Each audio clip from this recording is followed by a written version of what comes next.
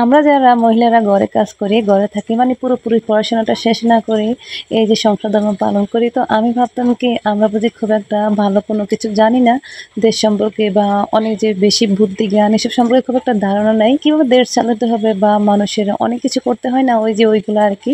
তো সেগুলো হয়তো আমরা জানি না। তো যেমন যারা পড়াশোনা শেষ করে বড়, বড় চেয়ারে বসছে, যেমন আমাদের সরকার প্রধান বা তাদের পরে মানুষগুলা, তাদের কথাই বলতেছি আরকি। আমি সবসময় ভাবতাম কি তাদের বুঝি অনেক জ্ঞান, তাদের জ্ঞানের কোনো পরিধি শেষ নাই। তাদের এত জ্ঞান। তো সবচাইতে বেশি অবাক হয়ে গেছি যখন দেশের এই অবস্থা দেখেন, পানিতে মানুষ সব ডুবে যাচ্ছে। তখন তারা সচিবালয় তারা দখল করা নিয়ে ব্যস্ত। আজব এ দুনিয়া, তাই না? আজব মানুষগুলা, যাদেরকে আমরা আইডল ভাবি, যাদেরকে আমরা ভাবি যে এদের দেখলে আসলে অনেক কিছু শেখার আছে, অনেক কিছু জানার আছে, এদের থেকে কিন্তু আমরা শিখবো। সবসময় বইতে পড়তাম আমাদের এই যে সরকার প্রধান এদের বাবা-মা বা এদের সম্পর্কে যে আমরা পড়তাম, আমাদেরকে এগুলো পড়ানো হইতো। তখন থেকে ভাবতাম এরা আসলে অনেক বড় কিছু, অনেক বড় মাপের বড় জ্ঞানীবান। মানে এদের কোনো জ্ঞানের তুলনা নাই, অনেক কিছু। তো ওইসব ভাবতে আসলে আমাদের বড় হওয়া শিখাইছে যা তাই, তো তার বাইরে কি আর বলবো? তার বাইরে কি আর ভাববো বলেন?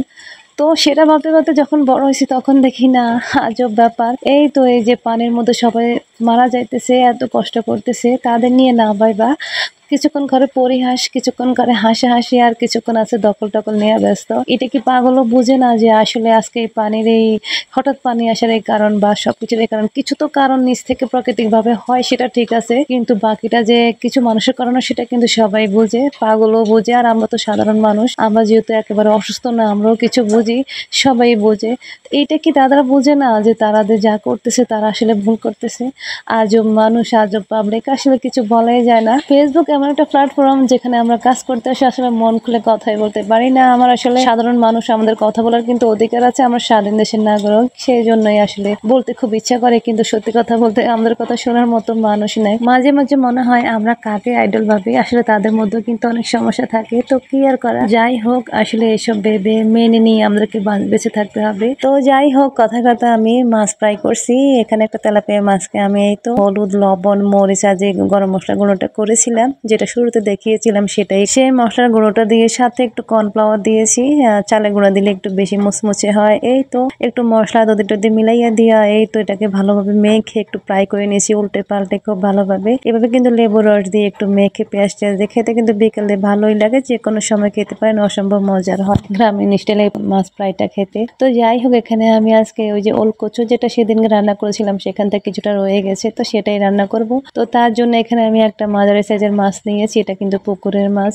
তো যাই হোক, এটাকে ভালোভাবে পেস্ট করে কুটে ধুয়ে একটু ভাজা করে এই তো এখানে সামান্য মশলা টশলা করেছিলাম, এই তো রসুন পেঁয়াজ জিরা টিরা একটু হলুদ মরিচ দিয়ে ভালোভাবে এটাকে মশলাটা কষিয়ে সাথে আমি এই তো মাছগুলো দিয়েছি। মাছটা একটু ভালোভাবে কষিয়ে তো এই তো সেই ওল কচুটা দিয়ে দিয়েছি, মানে যেটাকে আমরা ভাতে মা কচু বলি, এই আর কি। তো দিয়ে ভালোভাবে কষিয়ে পানি দিয়ে আমি মাছগুলো দিয়ে দিয়েছি। খুবই অল্প সময় রান্নাটা কিন্তু করা যায়, সাথে একটু কাঁচামরিচ কোচানো দিয়ে দিয়েছি।